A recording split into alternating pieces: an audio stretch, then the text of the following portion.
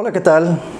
Es hora de hablar sobre otro tema que es uno de los temas más importantes para explicar nuestro retiro en el desierto. Mucho se ha hablado y mucho se ha especulado sobre el tema del gozo. Se han hecho investigaciones muy amplias para entender la biología del gozo. ¿Cuál es la diferencia entre gozo y felicidad, entre felicidad y placer? Se ha especulado muchísimo desde hace muchísimo tiempo y también tenemos que entender que esto es un tema que se instala en la mente humana desde nuestros antepasados. Los expertos en este tema fueron viejos alquimistas que trataron de entender la alquimia de la felicidad. La felicidad en términos psicológicos, pero la felicidad en términos físicos también. O sea, la felicidad psicológica incorporada en el cuerpo, en una manifestación corporal, pero también en una manifestación espiritual. Cuando nos hablan de los maestros ascendidos, de los santos, de los gurús en el Oriente, también hablamos de seres que han alcanzado ese estado extático, ¿no? De comprender que la realidad infinitamente, en lo que llamamos nosotros la comprensión amorosa del corazón, se percibe como un estado de sacralidad gozosa. A mí me encanta esta palabra que en inglés se llama bliss, ¿no? Este gozo que tiene que ver también con la palabra blessed, ¿no? Es gozo y sagrado. Esa sacralidad del espacio del gozo es lo que andamos buscando los seres humanos. Los atisbos del gozo es encontrar el placer. Los placeres son los placeres mundanos, ¿no? Los placeres que en algún momento la Edad Media destituyó, transformándolos en pecados, y que hasta el día de hoy las sociedades más puritanas de alguna manera tratan de alejar para alcanzar este gozo espiritual. De lo que estamos hablando nosotros ahora es del gozo integral, del gozo del cuerpo físico, de las emociones, el éxtasis también mental, podríamos decirlo, cuando un científico encuentra el gozo de una gran verdad. Por lo tanto, el gozo trasciende más allá de lo que nosotros especulamos sobre qué significa esto de gozar. El gozo puede convivir con la pena, con la tristeza, con el dolor, porque el gozo es una visión de mundo, es una visión de mundo incorporada en un cuerpo. Ese es el gran tema. Entonces, uno de los temas que vamos a tocar en el desierto es ver cuáles son los mecanismos que inhiben nuestro gozo o inhiben nuestra comprensión, por un lado, del gozo, pero también nuestra incorporación del gozo. Los seres humanos vivimos en una especie de sociedad basada en un mecanismo neurológico que se llama el mecanismo de recompensa. El mecanismo de recompensa específicamente actúa desde un neurotransmisor que se ha estudiado muchísimo, que es la dopamina. La dopamina es un neurotransmisor que regula funciones respiratorias, funciones digestivas, funciones de transpiración, y entre otras cosas. Y lo más interesante que tiene la dopamina es que es un neurotransmisor que se basa en la estructura de la recompensa externa. O sea, si hacemos bien las cosas, el medio, mi marido, mi mujer, mis amigos, mis estudiantes, mi profesor, me va a recompensar con una sonrisa, con un halago o con cualquier cosa que para mí signifique un gozo. Ese gozo es momentáneo. La dopamina tiene un corto alcance en términos neurológicos. Da un chute, por así decirlo, neurológico, que nos produce esa sensación de placer, pero es momentánea. La dopamina puede ser reemplazada por el chocolate, por la ingesta de azúcar, pero lo que andamos nosotros buscando es algo más permanente. Es un gozo que no necesariamente tiene que ver con la motivación de la dopamina, sino que tiene que ver con una motivación a largo plazo, una motivación que viene desde la sincera tranquilidad y alegría del corazón. La alegría del corazón, los neurocientíficos la han definido como el camino de la serotonina. Y la serotonina es un neuroinhibidor, al contrario de la dopamina, que es un neuroactivador, y se segrega cuando hay un proceso de autorrecompensa. Esto es muy interesante porque ya no es el hacer para la felicidad de la recompensa externa, sino que es el gozo del hacer bien las cosas, o hacer con sentido las cosas, para encontrar en el hacer el gozo, no en la recompensa. Por lo tanto, ahí entramos en un nuevo circuito. Es un circuito que poca gente tiene bien equilibrado en este mundo, que es el circuito serotoninérgico. Y ese circuito serotoninérgico nos da paz y tranquilidad. La serotonina, a su vez, genera la melatonina, que es la gran relajante y podríamos decir la orquestadora de todas las neurohormonas del cuerpo, muy acorde con la función de la pineal, que es la función glandular más importante, podríamos decir, y estrechamente relacionada con el despertar de la conciencia. Entonces tenemos un proceso, empezamos a ver un biocircuito. Nosotros cuando trabajamos con el gozo, inmediatamente se disparan los circuitos de la sexualidad. Sexualidad y gozo.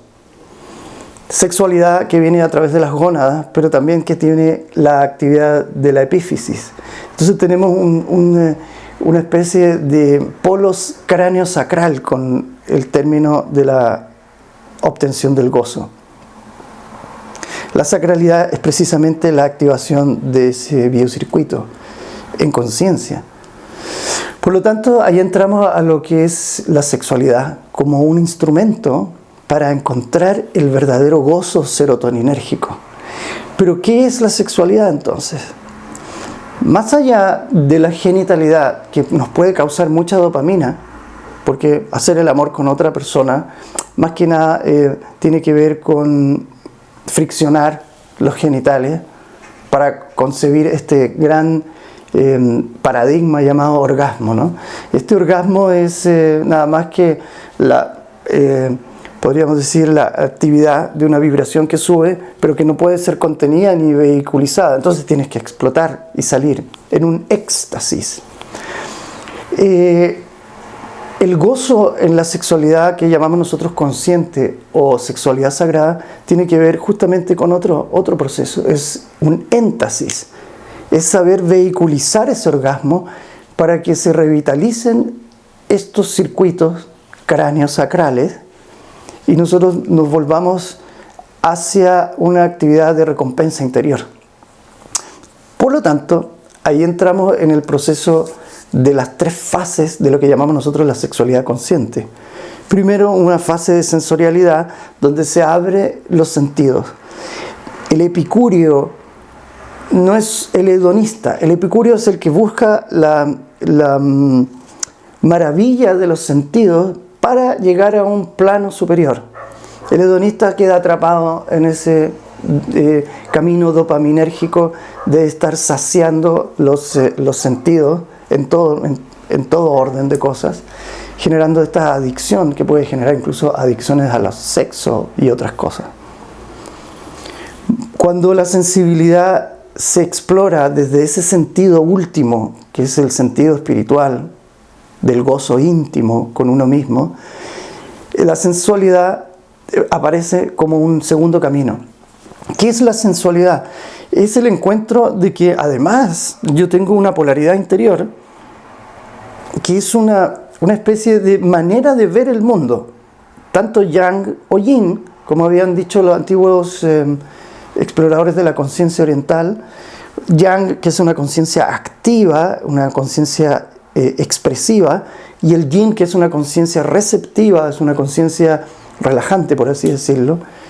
Y en esa receptividad y actividad del yin y el yang, los seres humanos tenemos que encontrar nuestro camino esencial.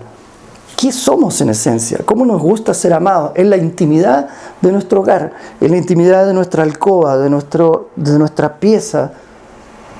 Incluso cuando no estamos en pareja, ¿cómo me gusta sentirme amado? yo ir conquistando el terreno hacia afuera, eso significa que soy un yang, o permitiendo que el mundo entre en mí y yo permitiendo la apertura hacia ese camino interior. Y eso significa que soy una esencia yin. Cuando yo encuentro mi esencia, comienzo a honrar mi esencia, comienzo a hacer actividades con respecto a mi esencia, comienzo a cambiar mi vida y a reformularla desde los aspectos que van más allá de este patriarcado que es todo yang. O sea, la sociedad quiere que tú seas yang, que yo sea yang, que las mujeres sean yang, porque es la manera como la sociedad te recompensa dopaminérgicamente, y ahora la vamos a entender desde la neurología, con esa conciencia yang. Pero si yo soy un yin, yo tengo que aprender a moverme en un patriarcado que se está desmoronando y se está cayendo a pedazos. Entonces estamos en una etapa de transición muy importante. Conocer nuestra esencia en este desmoronamiento de la estructura patriarcal mundial es imperativo. Por eso este retiro tiene una misión muy especial, que al encontrar tu esencia, tú ya sabes cómo pedirle al mundo, pedirle al universo, pedirle a tu pareja, pedirle a tus relaciones que están afuera, cómo quieres ser amado. Y entonces comienza una actividad gozosa, que es la que llamamos nosotros la sexualidad consciente. Y la sexualidad consciente es entender que el mundo de lo que llamamos sexual es mucho más amplio de lo que imaginamos. No tiene que ver con acostarse con otra persona, no tiene que ver con la actividad dopaminérgica de masajear los genitales, sino que tiene que ver con una actividad bioenergética en donde yo comienzo a tener desde la percepción interior, desde la obtención de la recompensa interior, tener una relación sexual con el mundo. Esa es la relación sexual que andamos buscando. Finalmente, no tiene que ver con que los receptores sexuales están localizados en una genitalidad, en el hombre o en la mujer, sino que transformar todo mi cuerpo en un gran receptor sexual. Un receptor que es sensible al medio, sabe cuándo abrirse y cuándo cerrarse al medio. Es una membrana inteligente que puede generar lo que llamamos nosotros la interacción consciente con la vida. Cuando nosotros transitamos ese espacio, desde la sexualidad consciente podemos hacer el despegue hacia la sexualidad sagrada, donde ya todos los procesos se hacen para construir algo que llamamos conciencia. La conciencia se construye a través de este proceso entre el yin y el yang interiormente y que puedo además compartir con una pareja. El otro se beneficia bioenergéticamente, o sea, biológica y energéticamente con todo ese proceso y yo también. Entonces mi cuerpo se transforma en un vehículo de conciencia para generar el despertar de una energía largamente estudiada por todas las tradiciones, tanto mesoamericanas como el taoísmo, como las culturas que trabajan con el Kundalini, como las culturas europeas antiguas, las culturas celtas, también trabajaban con esa información.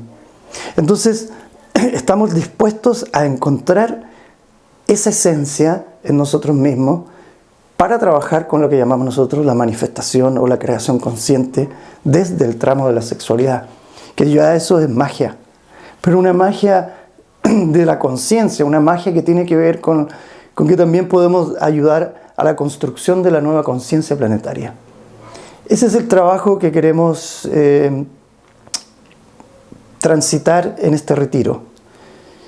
Quería hablarles sobre el gozo, sacarles un poco una información que va a estar plenamente explorada en esos 15 días de retiro que tenemos a portas.